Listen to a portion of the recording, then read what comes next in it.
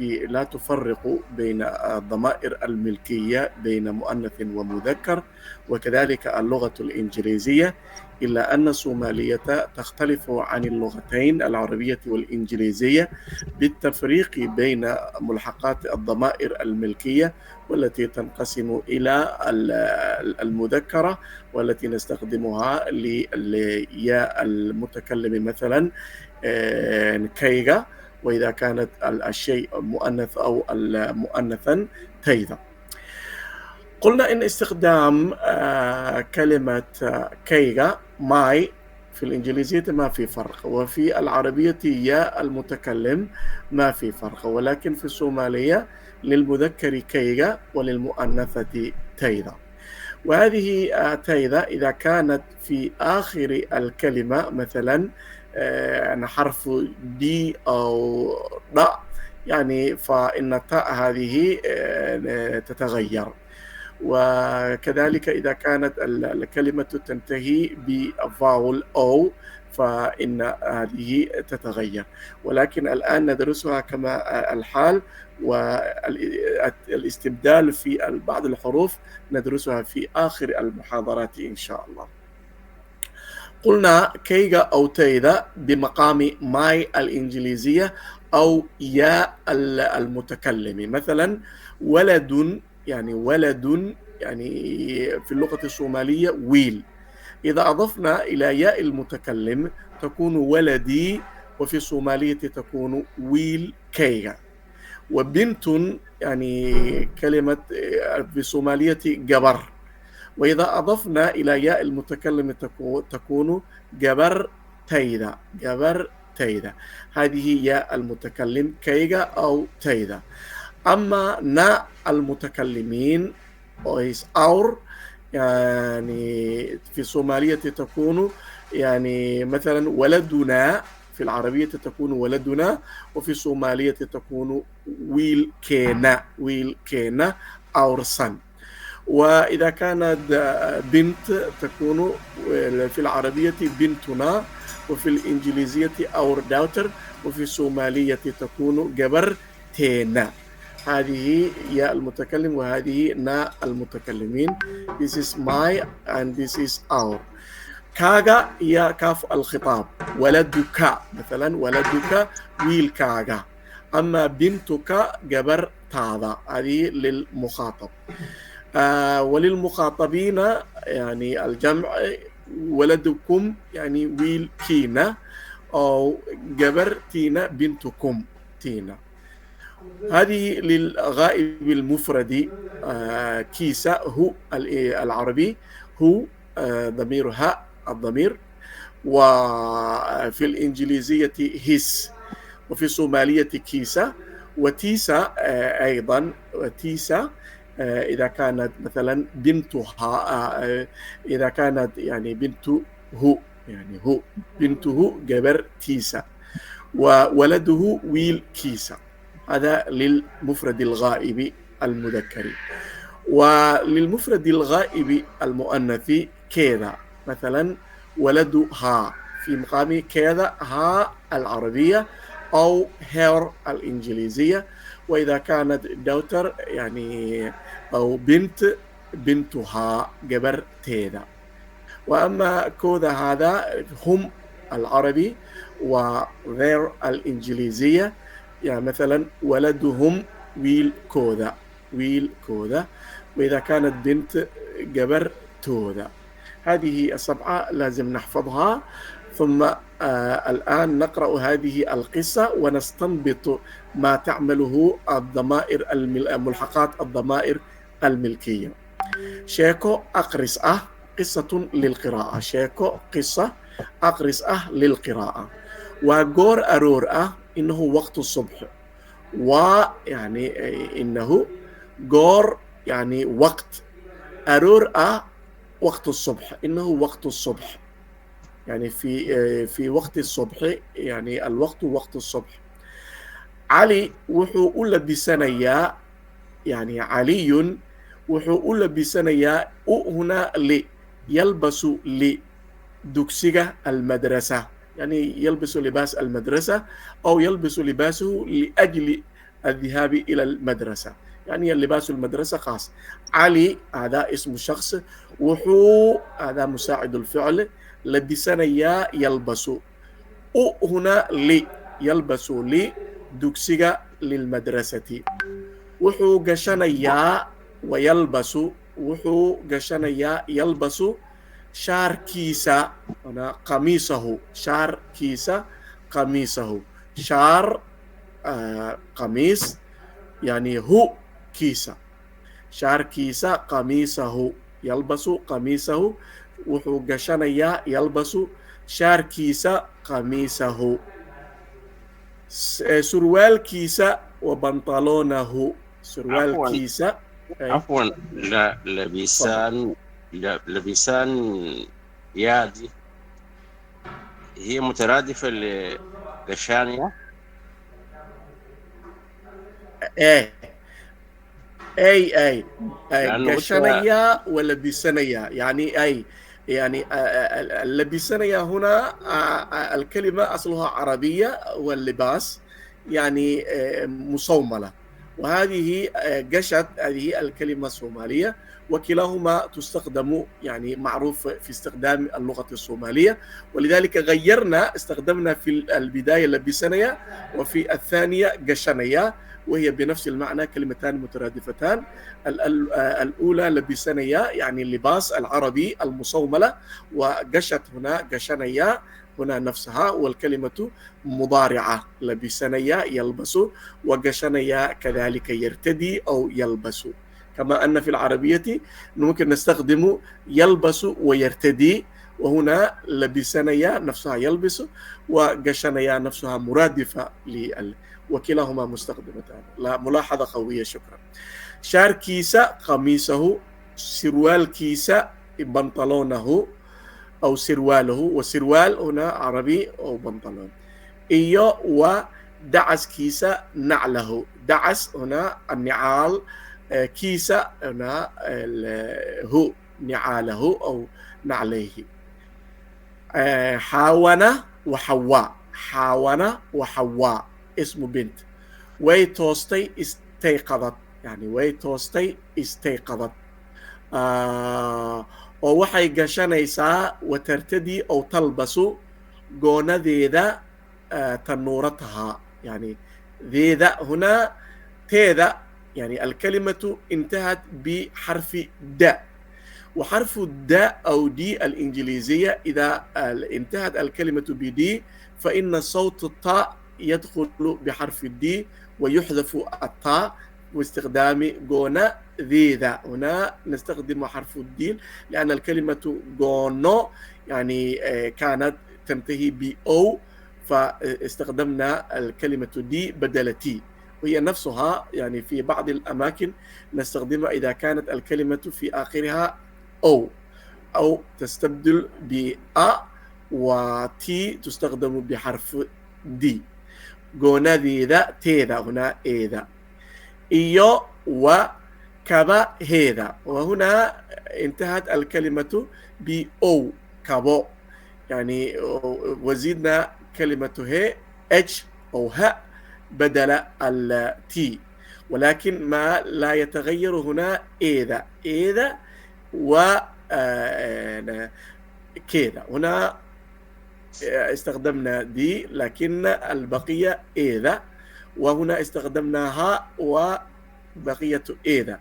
ولكن كيف جاءت هذه الهاء وكيف جاءت هذه دي في بعض الكلمات، يعني لم تأتي بقياس، إنما هي شاذة يحفظ ولا يقاس، فأنت يعني الآن تحفظها، ولكن في بعض الأماكن في تفريقات للبعض التي تأتي بهذا والتي تأتي بذيذا، سنشرحها في آخر المحاضرة.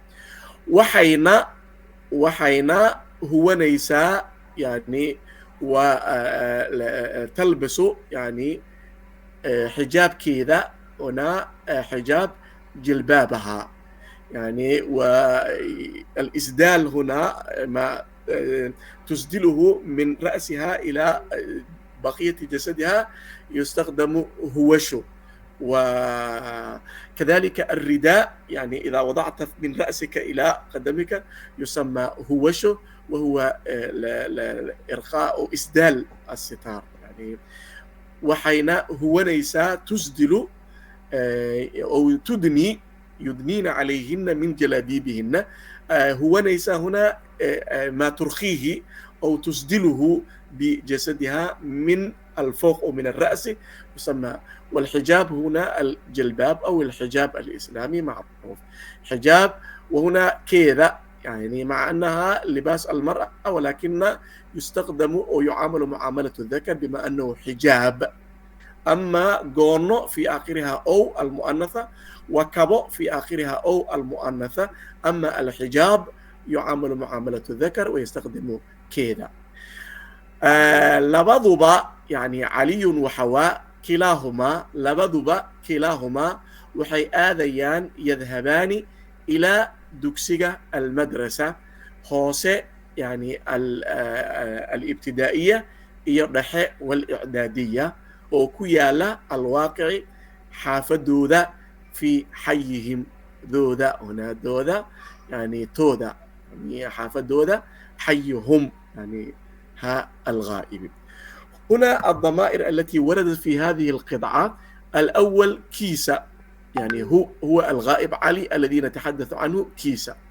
وسروال كيسة هنا هو يعني العربي أو هس. ودعس كيسة هنا هو. وأما حواء يعني قلنا ذي تيذا هنا ها، وكبهذا هنا ها، وحجاب كذا هنا كذا، يعني استخدمنا هنا كذا ها المذكر وتيذا المؤنث. في الحجاب نستخدم كذا. لماذا؟ يعامل معاملة الذكر وهي تقوم مقام ها، وتيذا يعامل معاملة الأنثى وهي مقام ها العربية أو هير الإنجليزية، وما في فرق. أما الصومالية فيها فرق هذا أو ذيذا.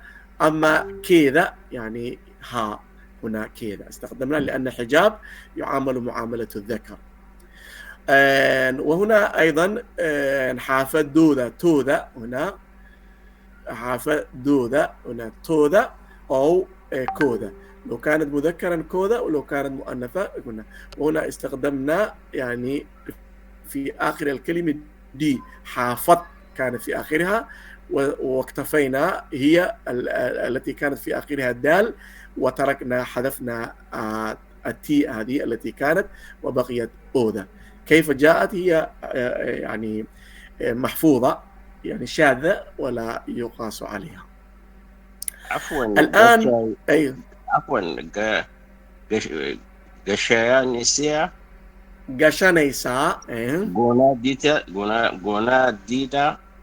غونا ذيذا وإيو كبهيدا. دين معناتهم شنو؟ وات الزمين الثلاثة كلمات. أي قشانيسا هو نفسها قشانيا. قشانيا هو يلبس، وقشانيسا هنا تلبس هي، يعني نتحدث عن حواء. قشانيسا تلبس. غونا ذيذا، غونا هنا تنورة، أخذناها في درس التصوف. غونا ذيذا تنورتها، تنورة غونو. ذيذا هنا تنورتها، يعني ما تلبسه الفتاة من الأسفل، يعني بدءا من الوركة حتى الأسفل غونو تنورة معروفة. وكبأ هنا حذاء أو النعال، كبأ حذاء أو النعال يسمى كبأ. وهذا إذا هنا ها العربي. وحين هو نيسا وتدني أو ترخي حجاب كذا حجابها أو جلبابها. واضح؟ شكرا. أوكي، الآن ندرس كيسة وكذا، يعني كيسة هو وكذا ها.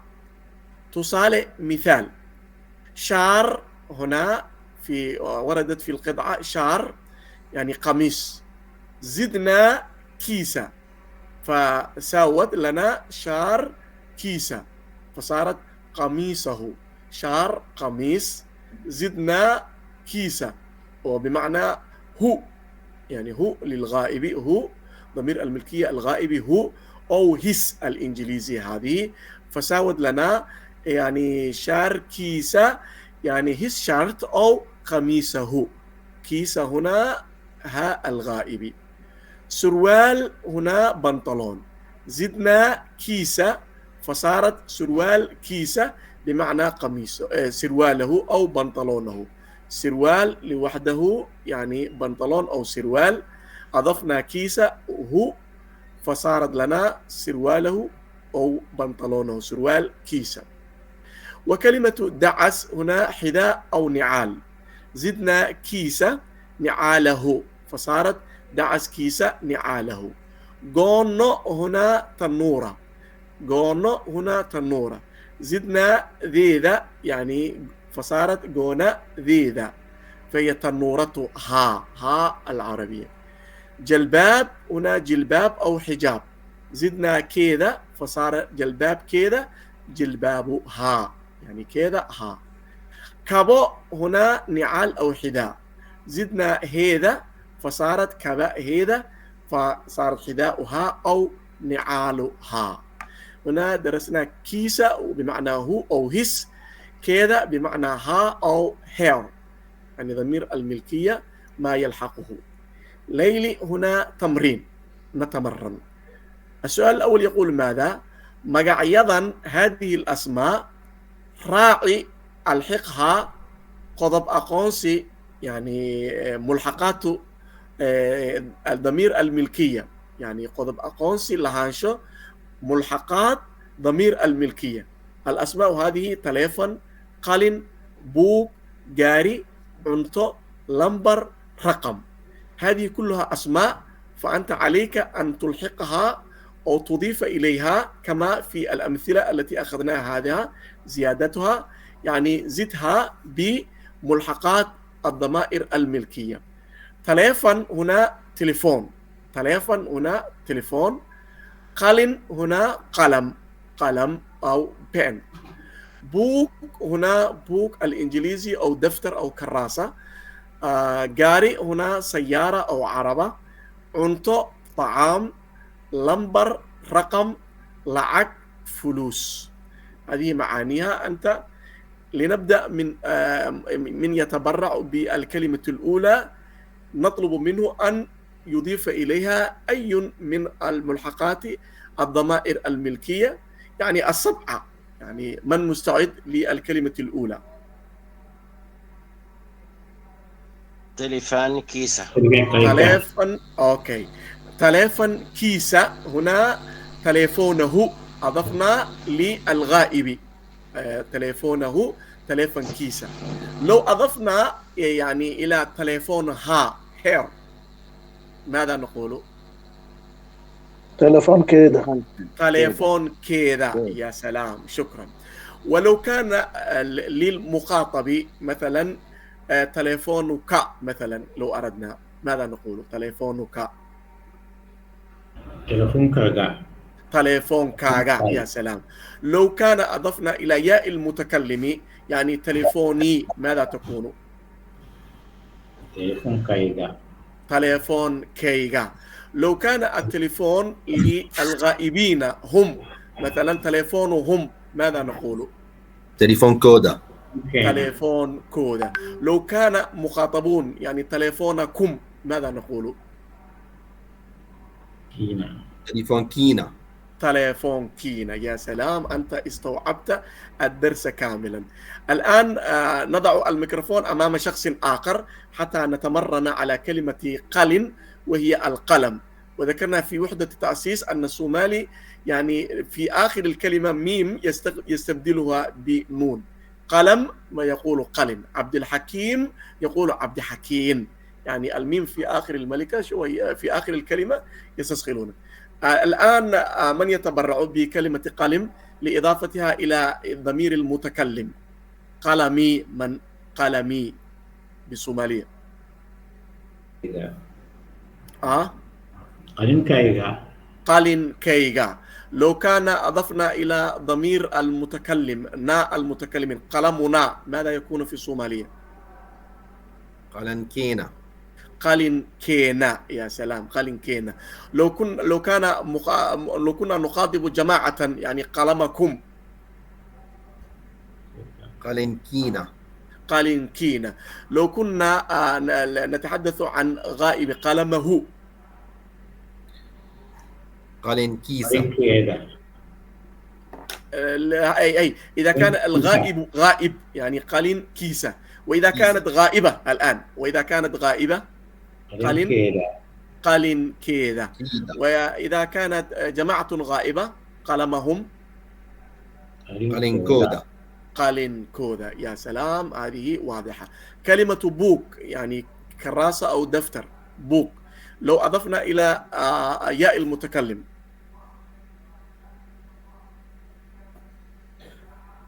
شو يساوي؟ كيجا. بوك. كيجا. أي درسنا أيضا في وحدة التأسيس أن الكلمة جاء في آخر الكلمة، فالصوماليون يستبدلونها بحرف ك. يعني بوك الإنجليزية كي يبدلونها بحرف ج، لأنهم لا يستطيعون أن تنتهي الكلمة بك، يعني كي الإنجليزية. ولذلك الكاء يعني تستبدل بجاء فتكون بو جيجا. بوك جيجا. لا نستخدم مرتين يعني كي وجاء، لا.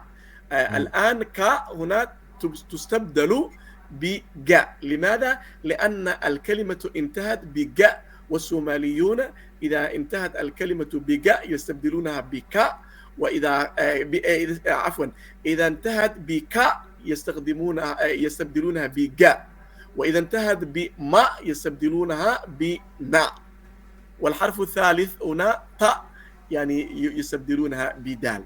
ولذلك بما أن في آخر كلمة بوك أصلها كانت بوك كي، غيروها إلى جاء، ولذلك لا تعود كي، فإنما يستخدم الجاء لحالها فتكون بو جيجا إلى ياء المتكلم. بو جيجا يعني كي لا يستخدم، بو جيجا. وإذا كان الكتاب لنا دفترنا مثلا بو جينا، بو جينا. وإذا كان المخاطب بو جاجا، جاجا. هنا نستخدم كلمة جا بدل الكا. كلمة جاري بمعنى سيارة أو عربة، إذا استخدمنا مع ضمير الملكية ياء المتكلم يكون ماذا؟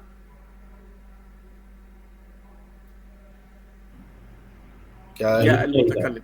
جاري جيجا. هنا انتهت الكلمة بفاول، فاول أو شقل، ولذلك لا نأتي بجاء، إنما لا كي، إنما تكون جاء. جاري جيجا، جيجا، جاري جيجا، وأصلها جاري كيجا يعني كا يستخدم جاء. جاري جيجا، جاري جاجا، جاري جينا، جاري جاجا، جاري جيسا، جاري جيدا، جاري جوذا. أما كلمة عنطو هنا عنطو في آخرها تأنيث مؤنثة، وبما أنها مؤنثة نستخدم الكلمات المؤنثة. مثلا عنطو مع ياء المتكلم تكون ماذا؟ تيدا. عنتا ذيدا. يا سلام، ذيدا. ذيدا. وناء المتكلم عنتا تينا. ذينا، ذينا. يا ناء المتكلمين عنتا ذينا. وكاف الخطاب عنتا تادا. عنتا ضاضا. يا سلام. وجماعة المخاطبين طعامكم عنتا تينا. عنتا دينا. والغائب المفرد الغائب عنتا تيسا. عنتا ديسا. والغائبة عنتا تيدا. عنتا ذيدا. يا سلام. ولجماعة الغائبين عنتا تودا. عنتا ذودا. يا سلام، أنت استوعبت. كلمة لمبر مع هي يعامل معاملة الذكر مع ياء المتكلم لامباركيجا. أي مع ناء المتكلمين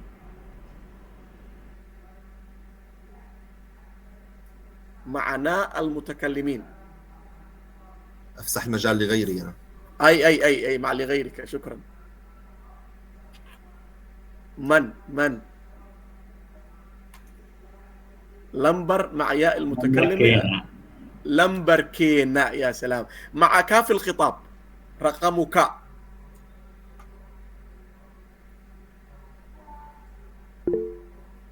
مع كاف الخطاب لمبركاغا. يا سلام.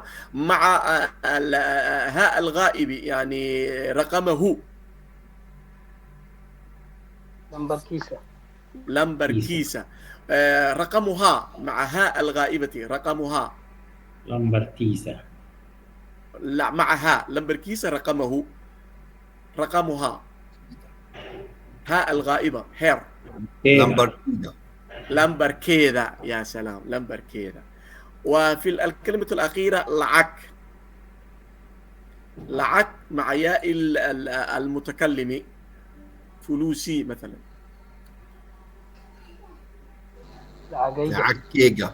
لأنها يعامل معاملة الأنثى. يا سلام. لعكتيدا. معنى المتكلمين.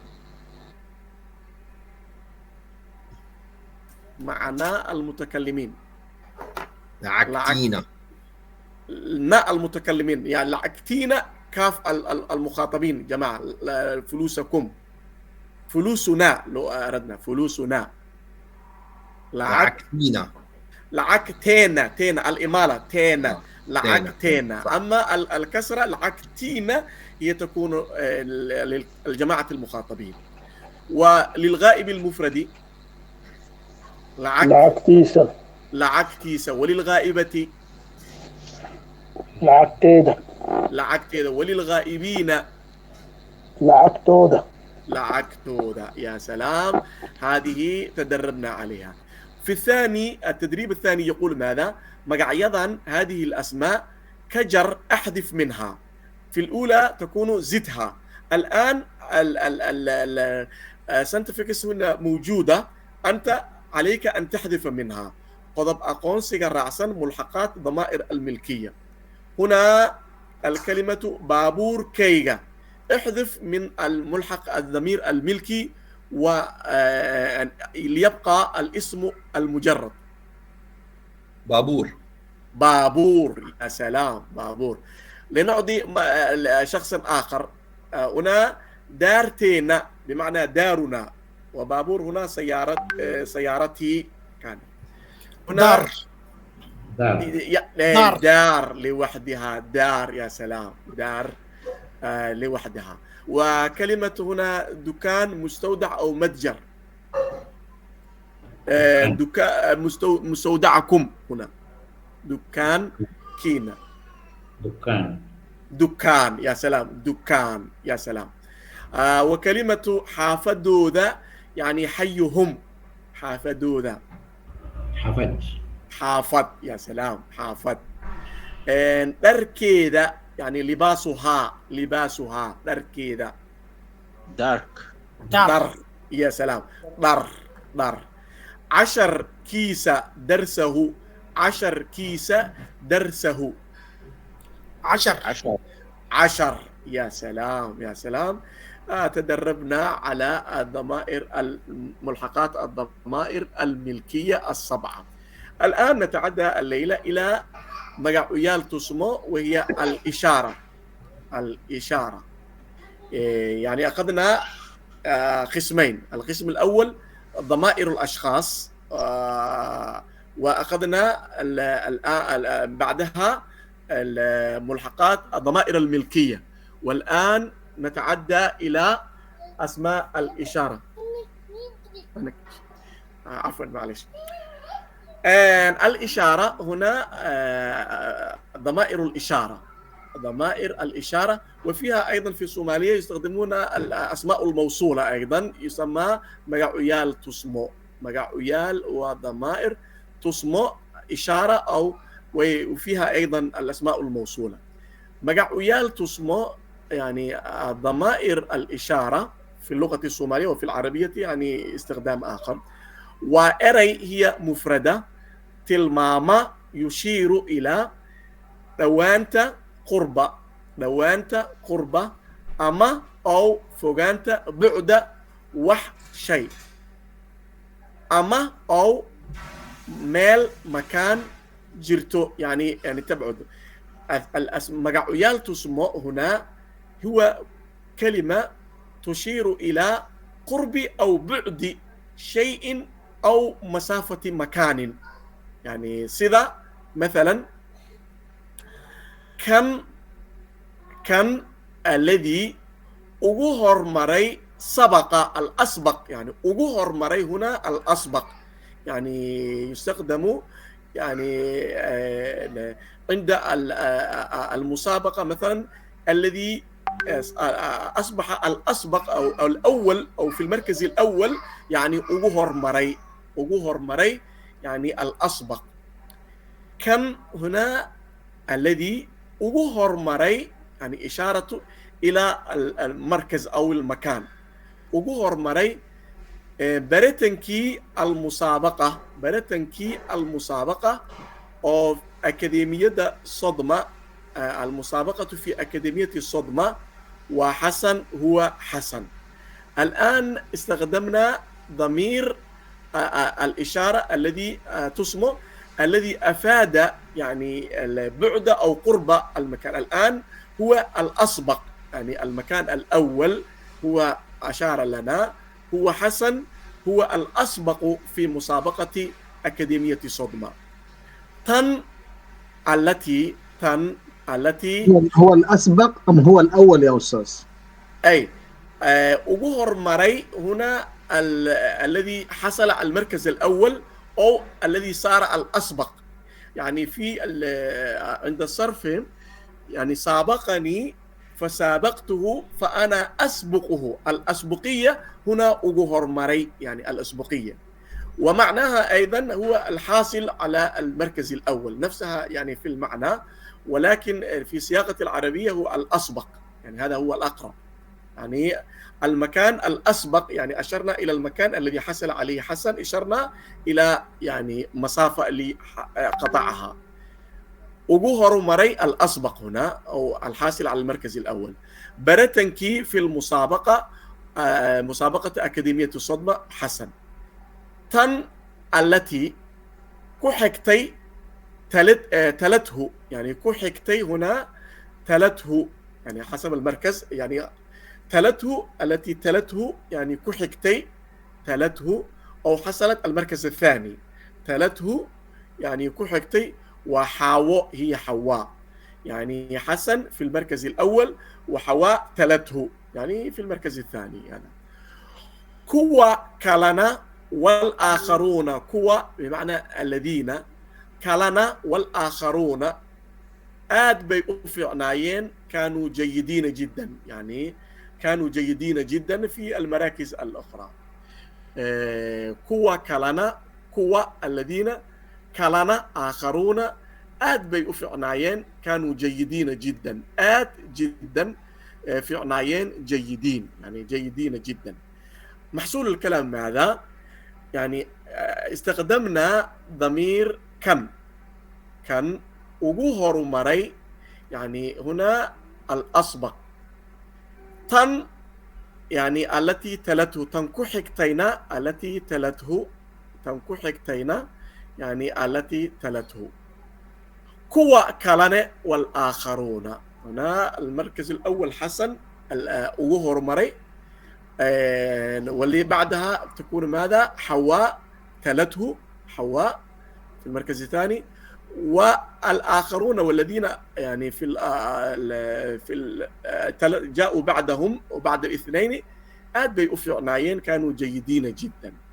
لذا هنا يعني استخدام ضمير الإشارة، ضمائر الإشارة، والتي تشير إلى بعد المكان أو القرب، يعني الأسبق ثم الذي يلي ثم الذي يلي. هذه هي الإشارة. والإشارة في اللغة الصومالية تنقسم إلى إشارة قريبة وإشارة بعيدة. الإشارة القريبة تلمانتا دو، الإشارة القريبة تلمانتا دو، إشارة هنا تلمان، قريبة دو، الإشارة القريبة تلمانتا دو. كان للإشارة إلى المذكر القريب، يعني بمعنى هذا. كان ما نستخدمه في اللغة العربية هذا للإشارة إلى المذكر القريب هذا، وللإشارة إلى المذكر القريب في اللغة الصومالية نستخدم كان بمعنى هذا، وللإشارة إلى المؤنثة القريبة في العربية هذه وفي الصومالية تن. تن بمعنى هذه، وكن بمعنى هذا. هذا للمفرد المذكر، وكن كلجة يعني أو مذكر أو ما يعامل معاملة المذكر، ولذلك هي يعني واضحة. هذا كن، هذه تن، يعني هذا كن للمفرد المذكر القريب للإشارة، وتن للمفردة المؤنثة القريبة. وعند الاستخدام يعني كان يضيفون إلى آخره كلمة إي أو آي. كاني هذه للأصوات الأخيرة، ما في فعل. الأصل في الكلمة كن، والأصل في الكلمة المؤنثة تن، واستخدامها في اللغة يعني يزيدونها يعني إي ويقولون تاني، يزيدونها إي. فهذه هي نفسها العربية الإشارة، يعني ذا وها يضيفونها للإشارة. وعند الاستخدام هنا الصوماليين يزيدونها يعني كلمة إي كاني. يعني أنت تستطيع تستخدمها، يمكن استخدامها كن لوحدها أو كاني حسب النطق في الأقاليم الصومالية. كاني وويل هذه في هذا القسم يعني المذكر القريب. كاني هذا، وويل يعني this is هذه this الإنجليزية، وهنا verb to be as will boy أو ولد. هذا ولد يعني كاني وويل، أو this is a boy يعني is هنا يعني يعني. والكينونة في العربية تأتي من الإسناد، هذا كائن ولدا، يعني كأننا قلنا. في المثال الثاني كاني وجاري، هذه سيارة. ليش نقول هذه؟ مثلا كان جاري في اللغة الصومالية يعامل معاملة الذكر، ولذلك نستخدم إشارة كان. وفي العربية يعني السيارة فيها تاء يعامل معاملة الأنثى، ولذلك نحن نهتم اللغة الصومالية يعني نقول كاني وجاري، يعني هذه يعني عربة أو سيارة. يعني الأصل في اللغة الصومالية يعاملون السيارة يعني معاملة الذكر يكون جاري. كاني وأردي هذا طالب، للإشارة إلى طالب قريب منا. كاني وأردي هذا طالب. كاني ودكسي يعني كاني هذا، ودكسي يعني معهد أو مدرسة.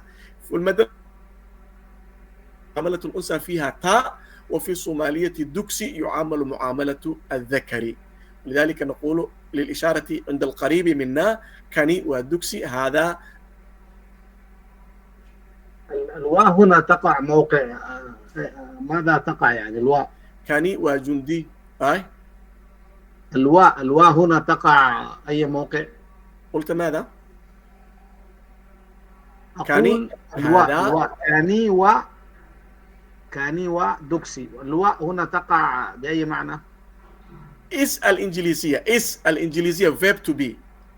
this is معنى اس ما تعمله is الإنجليزية verb to be. أي وفي العربية يعني لا ينطق في العربية، وإنما تظهر عند الإسناد. إسناد الإشارة هذه المبتدأ إلى خبرها، يعني عند الإسناد تظهر الكينونة، يعني هذه والكينونة لا تنطق في العربية وفي الإنجليزية is. This is يعني this كان is. واضح هذا ما تعمله هو؟ نعم واضح. أي تعمل عمل اس الإنجليزية، ولكن لا يوجد لها معنى في العربية، وإنما هو كأننا قلنا مثلا كان وعسكري هذا جندي. عندما نقول في العربية عند الإسناد فيها محذوف كائن جنديا، يعني كائن، والكينونة محذوفة يعني للإسناد، إسناد المبتدئ إلى الخبر يعني في داخلها تحذف.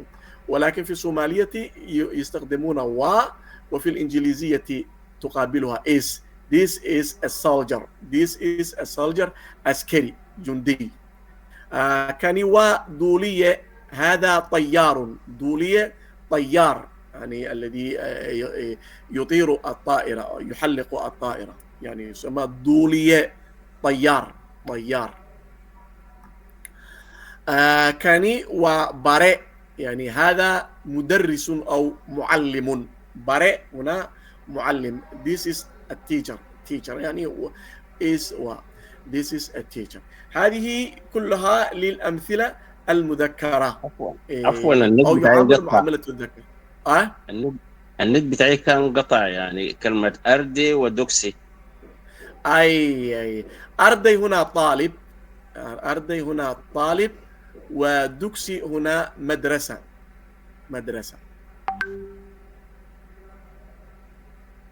أي كلمة ثانية؟ أشكرك. أي شكرا. الآن ننتقل إلى القسم المؤنثي. هذه يعني هذه في الإنجليزية ما في فرق. this سواء كانت مذكرا أو مؤنثا ما في فرق. this للإشارة القريبة this. أما في العربية فيها تفريق، هذا للمفرد المذكر وهذه للمفردة المؤنثة. هذه هو.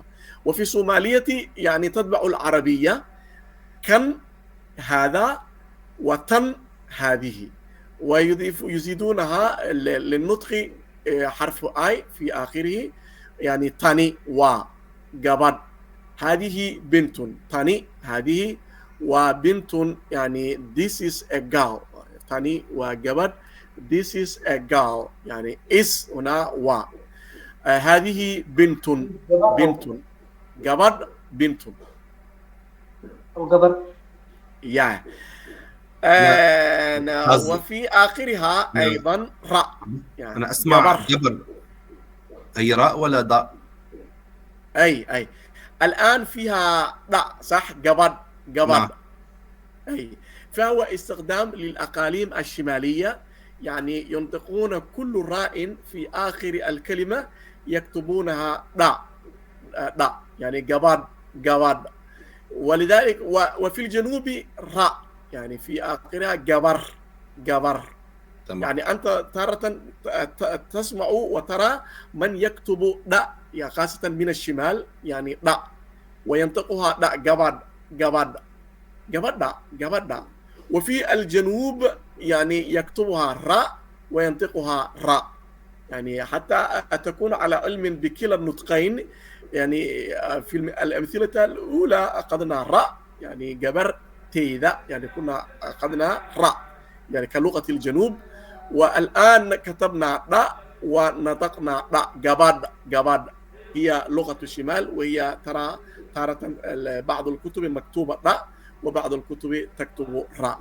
والنطق أيضا في الجنوب جبر راء، وفي الشماليين ينطقون راء. هذا هو حتى نكون على علم لكلا اللهجتين، يعني كتبناها راء ونطقناها راء جبر، وجبر هي نفسها. ثاني وموتو هذه دراجة. موتو هي كلمة إيطالية بمعنى دراجة نارية. موتو يعني كلمة إيطالية، يعني عبارة عن دراجة نارية. موتور يعني موتو يعني دراجة نارية أو موتور يسمى موتو. ثاني وموتو هذه دراجة نارية هي التي عندها محرك يعني موتو. تاني وأرديت، يعني هذه طالبة. في المثال المذكر قلنا كاني وأردي، أردي عندما كان مذكرا، وعندما كانت طالبة أرديت، أرديت طالبة يعني مذكرة مؤنثة. ثاني وداقت، هذه نافذة، داقت نافذة يعني، أو الشباك، شباك أو النافذة يسمى داقت، داقت يعني نافذة أو شباك، شباك البيت أو نافذة البيت.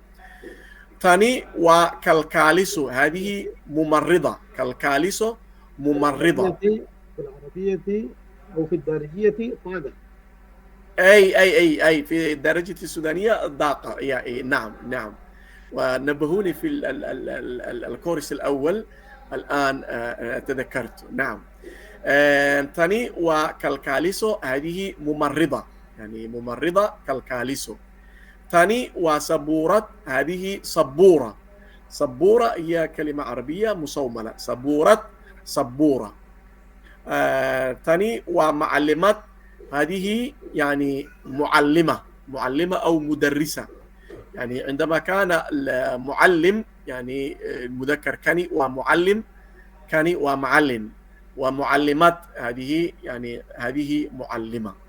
هذه الإشارة القريبة، هذا للمفرد المذكر كان، هذه للمفردة المؤنثة القريبة تن. أما إذا كانت بعيدة داد، داد الإنجليزية الإشارة البعيدة، ذاك أو تلك، كاس ذاك، تلك تاس.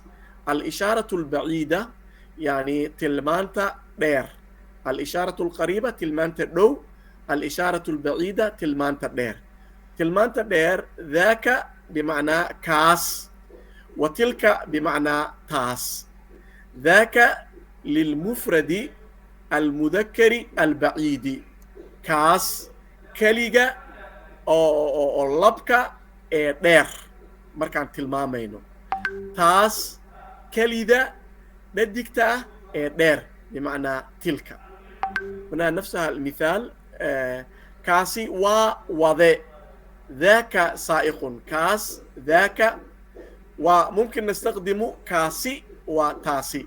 الآن كاس، كاس يعني ذاك، ووذي سائق، وذي هنا سائق، وذي سائق، ذاك سائق كاس وذي. وهنا is dad is driver وذي. كاس وجناعسادي، ذاك تاجر يعني تاجر، جناعسادي تاجر. ذاك كاسي ومسجد، كاس ومسجد، ذاك مسجد، مسجد هي معربة نفسها مسجد. كاس وجوري، ذاك منزل أو بيت، ذاك للإشارة البعيدة كاس. كاس ودكتور، ذاك طبيب، دكتور طبيب. كاس وكالية، ذاك مساعد يعني كالية هنا مساعد، مساعد يعني كالكالية سنراها مساعد كالية يعني، سواء كان مساعد المدير أو مساعد الأستاذ يعني كالية أي مساعد. يعني نائب يعني هو ولا؟ لا، كالية هنا مساعد الذي يساعد اللي فوقه، مثلا مساعد الأستاذ هو ليس بدرجة الأستاذ إنما يساعد. وكالي هنا مساعد مدير يعني المدير الثاني، نائب المدير يعني مقامه هو مساعده، مساعد الأمين العام يعني كان مشهورا مساعد الأمين العام كاليها. هنا سموها لليمن وللسودان وللصومال، هناك مساعد للأمين العام للأمم المتحدة، الخاص للصومال، الخاص للسودان، الخاص لليمن، يعني بلاد المشاكل كلها عندها كاليال يعني مساعد. هو مساعد لشؤون هذا البلد كالية يعني مساعد معروف. تاس تلك، وأذيكتو قادمة، أذيكتو يعني تفضل. هو يسمى مبعوث وليس مساعد. مبعوث الأمم المتحدة. أوكي هو نفسه مساعد الأمين العام لشؤون الصومال، أي نفسه مبعوث الأمين العام الخاص للصومال هو مساعد الأمين العام لشؤون الصومال، أي مبعوث، هذا هو الصح، مبعوث. تاس وأديكتو تلك قادمة، يعني تاس dad is أديكتو هنا قادمة. تاسي وجنعصته تلك تاجرة، تلك تاجرة، تاجر جنعصده، تاجر جنعصته تاجرة، يعني تمارس التجارة. تاس وبير تلك مزرعة، بير هنا مزرعة، تلك مزرعة تاسي وتاس بير وبير تلك مزرعة. تاس وتندو تلك خيمة، تندو هنا خيمة، يعني تندو خيمة جمعها خيام، تندو خيمة، تلك خيمة. تاس ودخترت تلك طبيبة، دختر طبيب، دخترت طبيبة يعني مؤنثة. تاس وورقة يعني تلك ورقة، ورقة هنا يعني أصلها عربية، ورقة يعني ورقة، ورقة اللي تتكون من صفحتين يسمى ورقة، وفي الصومالية ورقة. الآن ماذا تعلمنا؟ الأسماء الإشارة في اللغة الصومالية، الإشارة القريبة للإشارة إلى المفرد المذكر القريب كم بمعنى هذا، وللإشارة إلى المفردة المؤنثة القريبة تم بمعنى هذه، وللإشارة إلى المذكر البعيد، المذكر البعيد ذاك بمعنى كاس، وإلى المفردة المؤنثة البعيدة يعني تاس بمعنى تلك. الآن 4 كلمات: كم هذا، تم هذه، ذاك كاس، تلك تاس. هذه ال4 الكلمات للإشارة البعيدة 2، وللإشارة البعيدة يعني 2.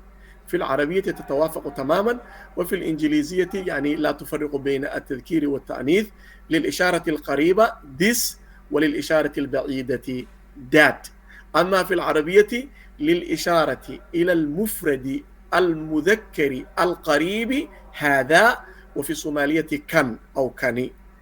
وللإشارة إلى المفردة المؤنثة القريبة هذه، ويقابلها في الصومالية تن أو تني يعني نفسها. وللإشارة إلى المذكر البعيد ذاك في العربية يقابله كاس في اللغة الصومالية. وإلى الإشارة إلى المفردة المؤنثة البعيدة تلك العربية يقابله في الصومالية تاس، وفي الإنجليزية this and that وما في فرق. والحمد لله انتهينا من الوحدة بقواعدها الجميلة. وفي صفحة 39 في المحاضرة القادمة تبدأ من المحاضرة صفحة 40 في وحدة الفنادق. تفضل أستاذ بالسؤال.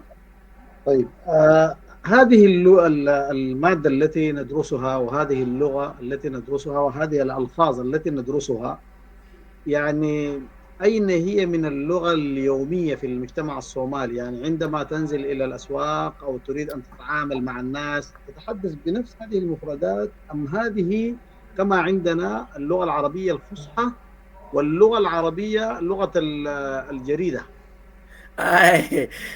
ممكن نستخدمها في الاستخدامات اليومية.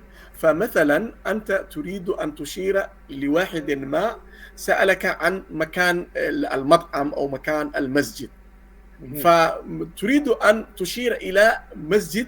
إذا كنت قريب من المسجد تقول تستخدم هذا هو المسجد، يعني this is a mosque، كنيوة مسجد يعني، وتشير. وهكذا يعني في الاستخدامات اليومية قد للتقليل قد تحتاجها إلى استخدامها. لماذا؟ لأنها تحتاج إلى تفريق. يعني كل الإشارات القريبة، يعني أنت دخلت إلى مثلا السوق تريد أن تشتري، يعني فتشير مثلا كم سعر هذا، كم سعر هذا، يعني مثلا كم ميقواي، كم ميقواي، أنت تحتاج إلى استخدام الإشارة كم. وإذا تريد أن تشير إلى الشيء البعيد كاس ميقواي، يعني ممكن تستخدمها وتحتاجها يوميا للإشارات، وهي من الأساسيات للغة، أنت تستطيع أن تشير إلى الأشياء. عفوا، يبدو لي الأستاذ بيقصد يعني هل في لغة دارجة في الصومال، ولا نفس اللغة الرسمية دي هي اللغة الوحيدة يعني المستعملة؟ أي اللغة اللي هي اللغة الرسمية. فالحمد لله في الصومالية يعني اللغة المكتوبة هي وحدها، ولكن اختلاف اللهجات يعني لا تسمى دارجة. اختلاف اللهجات يعني تحدث نوعا ما، ولكن الكتابة واحدة والاستخدامات اليومية واحدة في الأسواق وفي الإذاعات وفي الجرائد، كلها تراها كذا، لأنها تنطق كما تكتب كما تنطق يعني. ففي الاستخدام اليومي ما ليست هي اللهجة أو الدارجة أو اللغة المحلية، إنما هي اللغة المكتوبة. الصوماليين يقولون عن الدكتورة دكتوريسا. هنا كلمة الدكتوريسا هي إنجليزية دكتورة، يعني دي آر، أو العربية هي دخيلة فيها كلمة ريسو، يعني دائما يستخدمونها للكلمات الدخيلة عند تأنيثها، في آخرها يقولون ريسو، دكتوريسو أو نخترت، يعني تأنيث في آخرها أأدى، يعني فيها تأنيث، تخترت أو نختر، هنا طبيب ودخترت. ودكتوريسو هنا يعني يستخدمون لفظة الدكتورة عند تأنيثها دكتوريسو. دكتوركا إيوا، دكتوركا يعني الطبيب أو الدكتور، ودكتوريسو الدكتورة. لكن كلمة الطبيب نختر، وكلمة طبيبة نخترت، هذا هو الفرق. وهو نفس الشخص، الإشارة إلى نفس الشخص.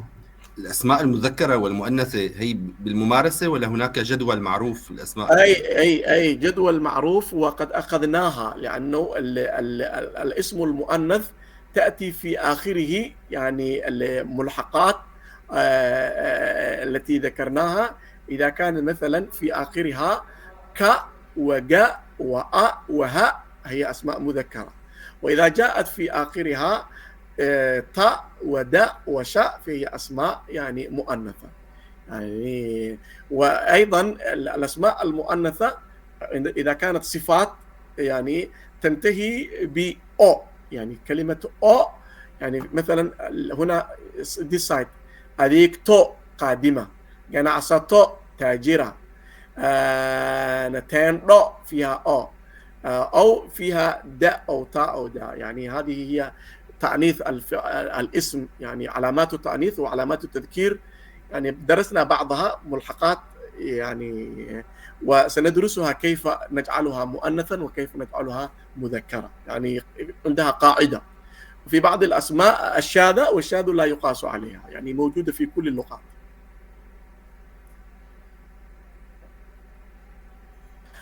شكرا لكم جميعا، حتى لقائنا في المحاضرة القادمة، نستودعكم الله، شكرا جزيلا لكم.